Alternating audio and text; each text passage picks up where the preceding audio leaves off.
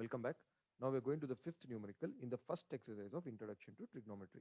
Question is, given secant theta is equal to 13 by 12, calculate all other trigonometric ratios, which means we have to find all of it. We have to find secant. If you get secant, we know how to find cos. We have to find sine, cosecant, tan, and cot. All of them we need to find. So first we will use what is information is given to us. Secant theta is equal to 13 by 12.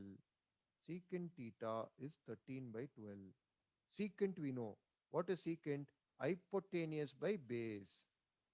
It is hypotenuse by base, which means we got the hypotenuse. Hypotenuse is 13 and we got the base. Base is 12. So we got hypotenuse and we got base. Now once we have hypotenuse and base, we will construct a right angle triangle. This is a right angle triangle. Let's say this is theta here. We'll call it as A, B, C. So hypotenuse is AC, 13. Base is BC, 12. We need to find the opposite. Opposite we don't know. To find the opposite, we have a theorem called Pythagoras theorem. So we will use Pythagoras theorem. Now Pythagoras theorem is what? Pythagoras theorem is hypotenuse square is equal to opposite square plus base square. Opposite square plus base square. Hypotenuse is 13. 13 square 169 is equal to opposite square plus base square 12. 12 square 144. So 169 minus 144 is opposite square. What is 169 minus 144? 25. 25 is opposite square. Therefore, we got opposite. Root of 25, 5. So we got our opposite. Opposite is 5. Now we can start finding our trigonometric ratios. So how to find the trigonometric ratios? Start with sine. Sine theta. What is sine theta?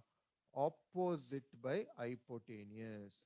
Opposite by hypotenuse. This is sine theta. So what is opposite in this case? Opposite is AB and hypotenuse is AC. So AB value is 5. AC value is 13. Therefore, sine theta is 5 by 13 over sine. Then cosecant.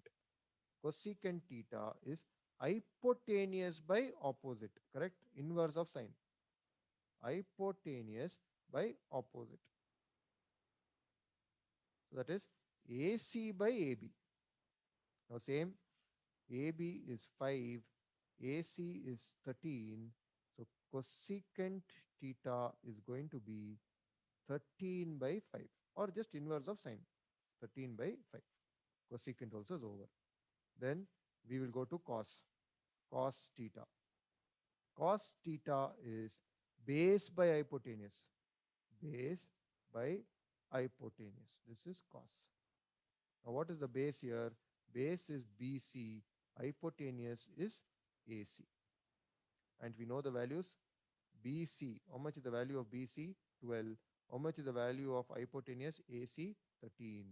Therefore, cos theta is equal to 12 by 13. I got cos. Next tan. Tan theta. Tan theta is opposite by base. Opposite by base. What is the opposite? AB. What is the base? BC. We know the values. AB is 5. BC is 12. So tan theta is equal to 5 by 12. Last one, cot theta. Cot theta is base by opposite. It is base by opposite. That is BC by AB. Again, AB we know 5. BC is 12. So cot theta is equal to 12 by 5 or inverse tan. That's all. Tan theta is 5 by 12. Cot will become 12 by 5. So what we did, first we used the question. Secant theta is 13 by 12. Secant is hypotenuse by base. So we got hypotenuse as 13 and base as 12.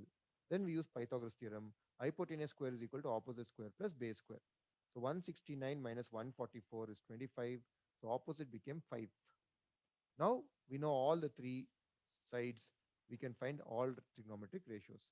So we started with sine. Sine is opposite by hypotenuse. Opposite is 5, hypotenuse is 13, 5 by 13. Cosecant is inverse of that. Hypotenuse by opposite, 13 by 5.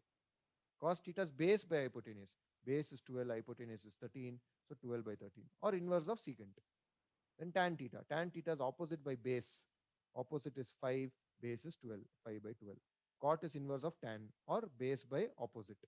Base is 12, opposite is 5, so it will be 12 by 5.